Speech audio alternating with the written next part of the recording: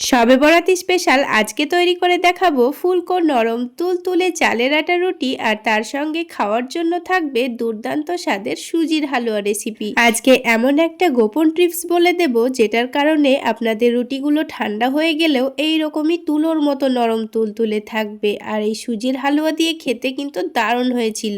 আসসালামু আলাইকুম বন্ধুরা, কিচেন বাঙালিয়ানা চ্যানেলে আপনাদের সবাইকে স্বাগত জানাই। তো প্রথমে আমি সুজির হালুয়াটা বানিয়ে নেব। তার জন্য কড়াইয়ের মধ্যে 3 টেবিল চামচ মতো ঘি দিয়ে দিয়েছি। প্রথমে ঘিয়ের মধ্যে কাজু বাদাম কিশমিশগুলোকে ভেজে তুলে নেব। আর আমি গ্যাসের ফ্লেমটা মিডিয়ামে রেখে কাজু বাদাম কিশমিশগুলোকে ভেজে নিচ্ছি। কিছুক্ষণের মধ্যে কিশমিশগুলো দেখুন কত সুন্দর ফুলে উঠেছে আর খুব সুন্দর কালারও চলে এসছে। এবার ভালোভাবে ঘিটা ছেঁকে নিয়ে তুলে নেব। আপনারা চাইলে সেম কাজটা তেল দিয়েও করে নিতে পারেন।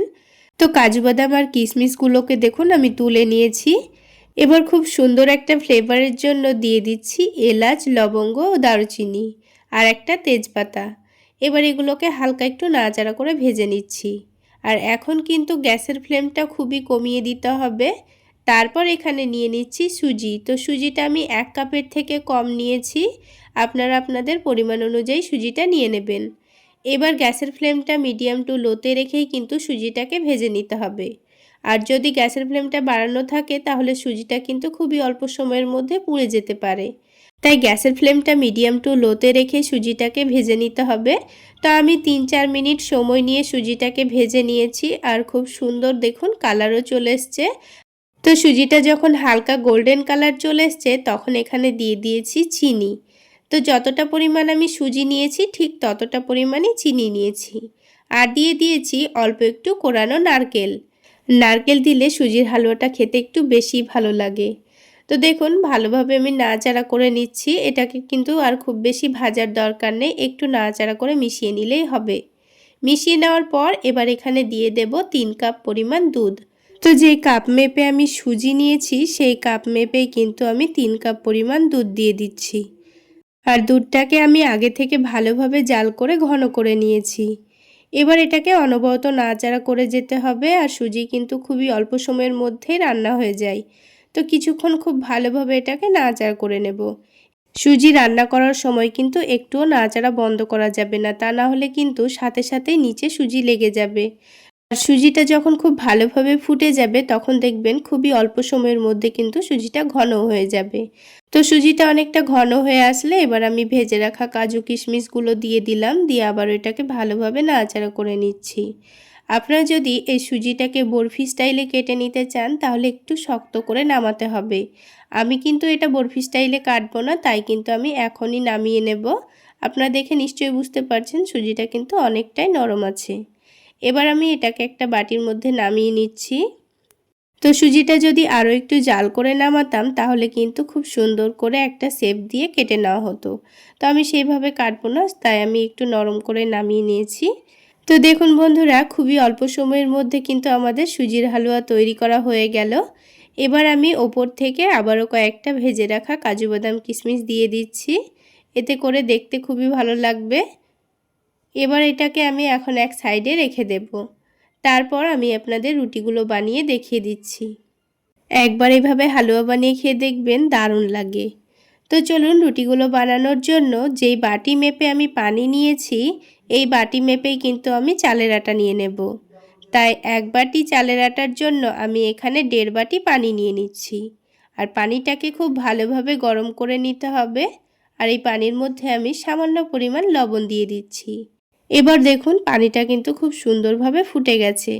এবার যে বাটি মেপে আমি পানি নিয়েছিলাম সেই বাটি মেপেই দেখুন 1 বাটি চালের আটা নিয়ে নিয়েছি। ফুটন্ত পানির মধ্যেই চালের আটাটাকে দিয়ে দেব। দিয়ে এটাকে একটু ভালোভাবে নাড়াচাড়া করে নিতে হবে। আর পানিটা কিন্তু খুবই তাড়াতাড়ি টেনে নিবে। তো দেখুন খুব ভালোভাবে চালের আটাটাকে মিশিয়ে নিতে হবে।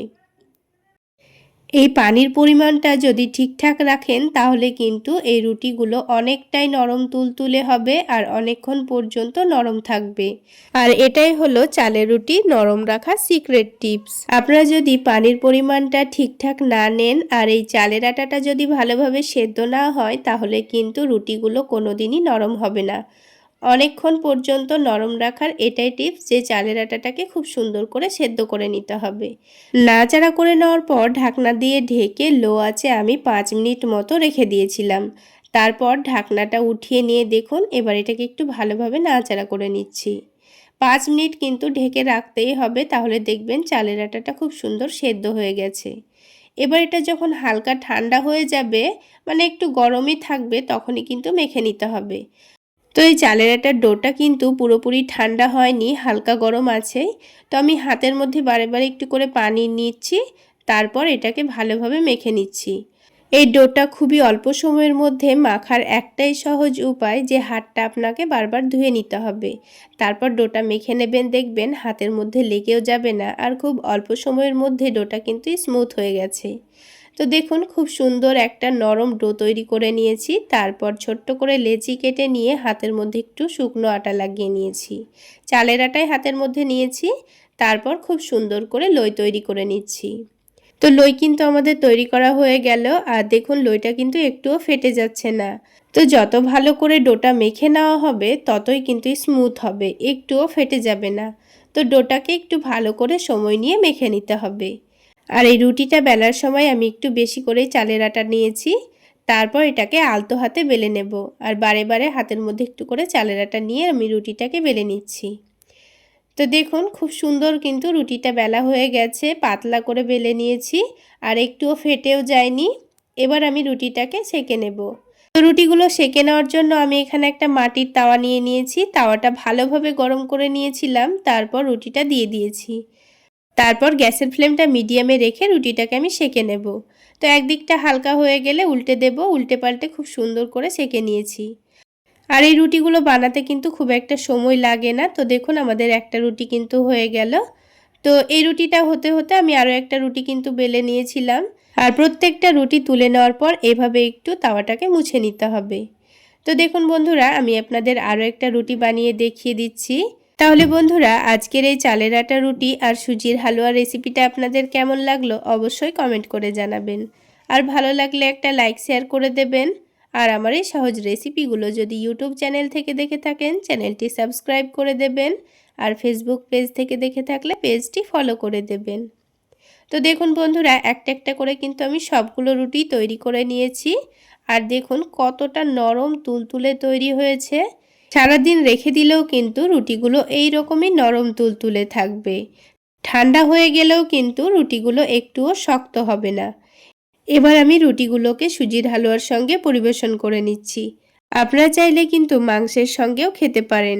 তাহলে বন্ধুরা, আজকে এই পর্যন্তই। সকলে অনেক বেশি ভালো থাকবেন, সুস্থ থাকবেন। দেখা হচ্ছে আবারও একটি নতুন রেসিপি নিয়ে নেক্সট এপিসোডে।